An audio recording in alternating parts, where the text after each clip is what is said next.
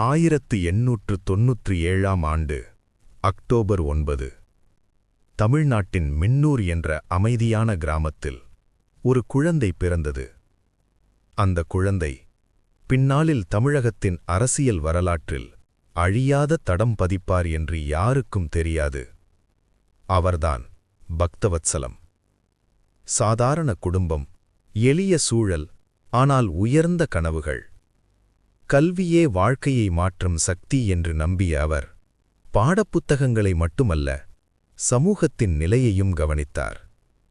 சென்னையில் சட்டம் பயின்றார். வழக்கறிஞராக உயர்ந்தார். நீதிமன்றத்தில் வாதாடிய குரல் ஒரு நாள் தேசத்தின் சுதந்திரத்திற்காக முழங்கியது. அந்த காலத்தில் இந்தியா முழுவதும் சுதந்திரக் காற்று வீசியது. மகாத்மா காந்தி அவர்களின் அஹிம்சை போராட்டம் இளைஞர்களின் இரத்தத்தை கொதிக்க வைத்தது. பக்தவத்சலம் அவர்களும் அந்த அழைப்பை ஏற்றார். சத்தியாகிரக போராட்டங்களில் பங்கேற்றார். ஆங்கிலேய ஆட்சிக்கு எதிராக உறுதியான குரல் கொடுத்தார். அவரது போராட்டம் அவரை சிறைச்சாலைக்கு கொண்டு சென்றது. இரும்புக் கதவுகள் மூடிய சிறை அறையில் கூட அவரது எண்ணங்கள் சுதந்திரமாக பறந்தன. இந்த நாடு ஒரு நாள் சுதந்திரம் பெறும் என்ற நம்பிக்கை அவரது மனவில் உறைந்திருந்தது.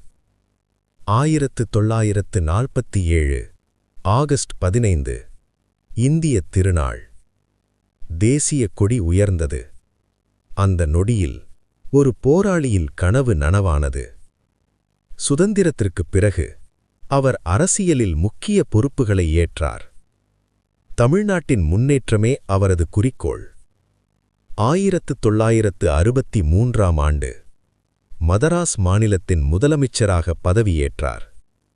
அந்த பொறுப்பு ஒரு பதவி மட்டுமல்ல, ஒரு பெரும் பொறுப்பு. அவரது ஆட்சியில் பள்ளிகள் கட்டப்பட்டன, கல்வி பரவியது, தொழிற்சாலைகள் உருவானது, இளைஞர்களுக்கு வேலைவாய்ப்புகள் அதிகரித்தது, சாலைகள், குடிநீர் திட்டங்கள் மேம்பட்டன.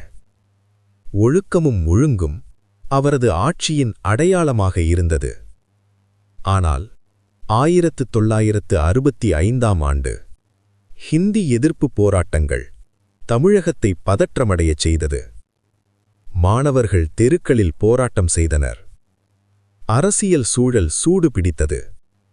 அந்த நேரத்தில் அமைதியாகவும் உறுதியுடனும் செயல்பட வேண்டியிருந்தது. பக்தவத்சலம் அவர்கள் தன் கடமையை செய்தார். அவரது வாழ்க்கை எளிமையானது. வெள்ளை காதி உடை, அடக்கமான நடை, சொல்லுக்குச் செயலால் பதிலளிக்கும் தன்மை. அவர் அரசியல்வாதி மட்டுமல்ல, ஒழுக்கத்தின் உருவகமாக இருந்தார். 1987 ஆண்டு அவர் இந்த உலகை விட்டுப் பிரிந்தார். ஆனால் அவரது சேவை மறையவில்லை.